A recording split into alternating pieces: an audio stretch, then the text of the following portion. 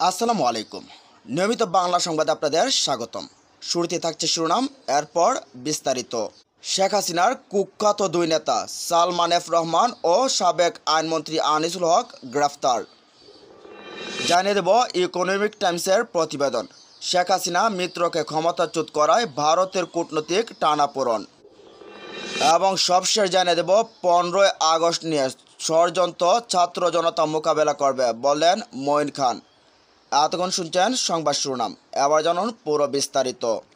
Salman F Rahman ও আনিসুল হক গ্রেফতার। সাবেক প্রধানমন্ত্রী শেখ হাসিনার শিল্প ও বেসরকারি উপদেষ্টা সালমান এফ রহমান ও আইনমন্ত্রী অ্যাডভোকেট আনিসুল হককে গ্রেফতার করা হয়েছে। মঙ্গলবার 13 আগস্ট তাদের গ্রেফতার করা হয়েছে বলে নিশ্চিত করেছেন ঢাকা মহানগর পুলিশের কমিশনার মোহাম্মদ মাইনুল ইসলাম। মাইনুল হাসান জানান, গোপন তথ্যের ভিত্তিতে নৌপথে পলায়নরত অবস্থায় রাজধানীর সদরঘাট এলাকা থেকে সালমান এফ রহমান ও সাবেক আইনমন্ত্রী আনিসুল হককে গ্রেফতার করা হয়। তাদের নিউ মার্কেট থানার এক মামলায় গ্রেফতার দেখানো হয়েছে।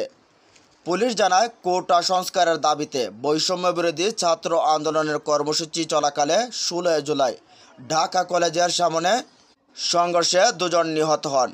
এর মধ্যে একজন ছাত্র ও একজন হকার। এ ঘটনায় নিউ মার্কেট থানায় 2টি হত্যা মামলা করা হয়েছে। এসব হত্যার ঘটনায় ইন্ধনদাতা হিসেবে সালমান এফ রহমান ও আনিসুল হককে গ্রেফতার করা হয়েছে। উল্লেখ্য, গত 5 আগস্ট ছাত্র জনতার আন্দোলনের মুখে প্রধানমন্ত্রীর পদ থেকে পদত্যাগ করে ভারতে চলে যান শেখ হাসিনা, আর আত্মগোপনে চলে যান মন্ত্রিপরিষদের সদস্য ও আওয়ামী লীগ নেতারা, এবং পরবর্তীতে ডক্টর ইউনূসকে প্রদান করে 7 সদস্যের অন্তর্বর্তীকালীন সরকার গঠিত হয়। এদিকে শেখ হাসিনাকে মিত্রকে ক্ষমতাচ্যুত করায় ভারতের কূটনৈতিক টানাপোড়েন পড়েন। বাংলাদেশের স্বৈরাচারী প্রধানমন্ত্রীর ক্ষমতাচ্যুতির ঢাকায় উদযাপনের আনন্দ দিয়েছে, কিন্তু প্রতিবেশী ভারতের সংখ্যা তৈরি করেছে। প্রতিদ্বন্দ্বী চীনকে মোকাবেলা করতে এবং ইসলামপন্থী সন্ত্রাসী গোষ্ঠীকে প্রতিহত করতে শেখ হাসিনা ছিলেন ভারতের অকৃত্রিম বন্ধু। 76 বছর বয়সী হাসিনা গত 5 আগস্ট ছাত্র নেতৃত্বাধীন বিদ্রোহের মুখে প্রধানমন্ত্রীর পদ ছেড়ে দেন এবং হেলিকপ্টারে করে দীর্ঘদিনের মিত্র নয়াদিল্লিতে আশ্রয় নেন। বাংলাদেশে সদ্য শপথ নেওয়া অন্তর্বর্তী সরকারের নেতা মোহাম্মদ ইউনূস বৃহস্পতিবার ক্ষমতায় আসার পর ভারতের প্রধানমন্ত্রী নরেন্দ্র মোদী তাকে প্রথম শুভেচ্ছা জানিয়েছেন। বলছেন, নয়াদিল্লি ঢাকার সাথে কাজ করতে প্রতিশ্রুতিবদ্ধ। চীন ও ঢাকার নতুন কর্তৃপক্ষকে স্বাগত জানাতে তৎপর ছিল, বলছে ঢাকা সম্পর্কের উন্নয়নের গুরুত্ব দেয়। ইন্টারন্যাশনাল ক্রাইসিস গ্রুপের বিশ্লেষক থমাস কি বলেন, বাংলাদেশের দৃষ্টিকোণ থেকে ভারতে কয়েক বছর ধরে ভুল পথে রয়েছেন। ভারত সরকার একেবারে ঢাকা পরিবর্তন দেখতে চায়নি এবং বছরের পর বছর ধরে এটা পরিষ্কার করে দিয়েছিল যে হাসিনা ও আওয়ামী লীগের কোনো বিকল্প দেখছে না। বাংলাদেশ প্রায় সম্পূর্ণভাবে ভারত বেষ্টিত। 1947 সালে ভারতীয় উপমহাদেশ থেকে বিভক্ত হওয়ার অনেক আগে থেকে বাংলাদেশ গভীরভাবে জড়িয়ে আছে ভারতের ইতিহাসের সাথে। কিন্তু হাসিনা ভারত এবং আধিপত্যশীল চীনকেও সমর্থন করেছে। ভারত এবং চীন বিশ্বের 2টি সর্বাধিক জনবহুল দেশ, নেপাল, শ্রীলঙ্কা এবং মালদ্বীপ সহ দক্ষিণ এশিয়া জুড়ে কৌশলগত প্রভাব সৃষ্টিতে তীব্র প্রতিদ্বন্দ্বী। ওয়াশিংটন ভিত্তিক উইলসন সেন্টারের দক্ষিণ এশিয়া ইনস্টিটিউটের পরিচালক মাইকেল কুগেলম্যান বলছেন, ভারত চিন্তা করছে যে হাসিনা ও আওয়ামী লীগের বিকল্প কোনো সরকার ভারতীয় স্বার্থের জন্য ক্ষতিকর হতে পারে। নয়াদিল্লি দৃষ্টিতে বিএনপি এবং তার মিত্ররা বিপজ্জনক ইসলামী শক্তি বা ভারতীয় স্বার্থকে ক্ষতিগ্রস্ত করতে পারে।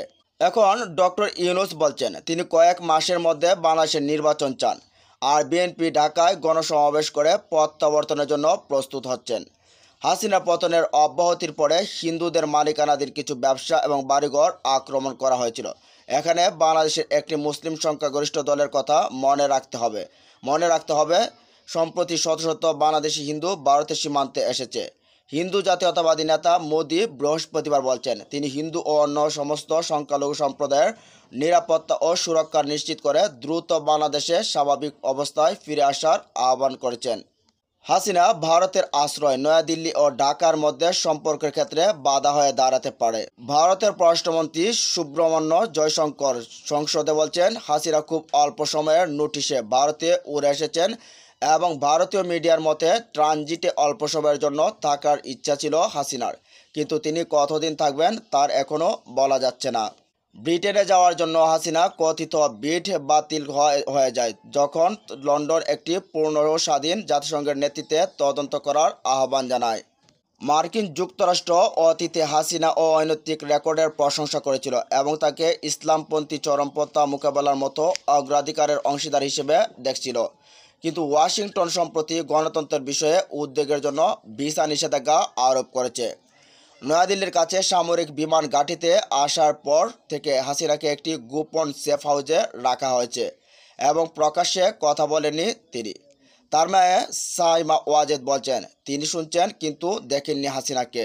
বিশ্ব স্বাস্থ্য সংস্থার পূর্ব ও দক্ষিণ এশিয়ার প্রধান সাইমা ওয়াজেদ সোশ্যাল মিডিয়ার প্ল্যাটফর্মে এক্সে একটি পোস্টে বলছেন, মাকে দেখতে আমি যতটা পছন্দ করি আমি তার অবস্থান নিয়ে কোনোভাবেই আপোষ করতে চাই না। ছেলে Sajeeb Wazed Joy Times of India পত্রিকাকে বলছেন তার মা এখনও রাজনৈতিক প্রতিদ্বন্দ্বিতায় সামিল হবেন বলে তিনি আশা করেন।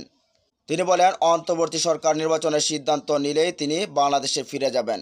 ভারত এখন যে প্রবল কূটনৈতিক চ্যালেঞ্জের মুখোমুখি হচ্ছে সে সম্পর্কে দেশটির গণমাধ্যম সতর্ক করেছে।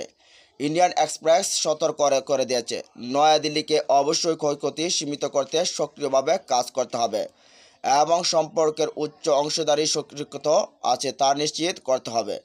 এতে সাময়িক কিছু বিপত্তি দেখা দিতে পারে, কিন্তু বাংলাদেশের নতুন নেতা ডক্টর ইউনূস বন্ধুত্ব পুনরুদ্ধারের প্রস্তাব দিয়েছেন। তার ভাষায় যদিও কিছু দেশ তেমন ভারত ক্ষমতাচ্যুত প্রধানমন্ত্রীকে সমর্থন করেছে এবং এর ফলে বাংলাদেশি জনগণের শত্রুতা অর্জন করেছে, তবে এ ধরনের ফাটল সরানোর অনেক সুযোগ থাকবে। ইউনূস বাংলাদেশে ফেরার কিছুক্ষণ আগে দ্য ইকোনমিস্টে লিখেছেন, ক্রাইসিস গ্রুপের কিন ইতিমধ্যে বলছেন তিনি বিশ্বাস করেন দেশগুলো বাস্তবিক সম্পর্কের জন্য অতীত এক পাশকে রাখবে। তার ভাষায় ভারত বাংলাদেশের সবচেয়ে গুরুত্বপূর্ণ আন্তর্জাতিক অংশীদার এবং তাদের এগিয়ে যাওয়ার পথ খুঁজে না পাওয়ার কারণ কোনো নেই। অর্থনৈতিক শক্তিকে তাদের একসাথে কাজ করতে বাধ্য করবে। এদিকে 15ই আগস্ট নিয়ে ষড়যন্ত্র ছাত্র জনতা মোকাবেলা করবে। 15ই আগস্টকে কেন্দ্র করে জাতীয় নির্বাচনের মতো ষড়যন্ত্র চলছে বলে মন্তব্য করেছেন বিএনপির স্থায়ী কমিটির সদস্য ডক্টর আব্দুল মঈন খান। তিনি বলেন জাগ্রত ছাত্র জনতা সেই ষড়যন্ত্র মোকাবেলা করবে। আজ মঙ্গলবার ঢাকা মেডিকেল কলেজ হাসপাতালে চিকিৎসাধীন ছাত্র জনতাকে দেখতে গিয়ে তিনি এসব কথা বলেন। ডক্টর আব্দুল মঈন বলেন ছাত্র জনতার পছন্দের অন্তর্বর্তীকালীন সরকার গঠন হয়েছে, ফলে তারা তাদের দায়িত্বে যথাযথভাবে পালন করবে। ছাত্ররা প্রমাণ করেছে কোনো স্বৈরাচারী সরকার নির্যাতন করে ক্ষমতায় থাকতে পারে না। তাদের এই সাফল্য বিশ্বের ইতিহাসে স্মরণাক্ষরে থাকবে। এ সময় বিএনপি স্বাস্থ্য বিষয়ক সম্পাদক ডাক্তার রফিকুল ইসলাম জানান, আন্দোলনের সময় গুরুতর অবস্থায় ঢাকা মেডিকেলে 769 জন ভর্তি হন। বর্তমানে ভর্তি রয়েছেন 190 জন। এখনও ঢাকার বাইরে থেকে আহত রোগী আসছে বলেও জানান তিনি।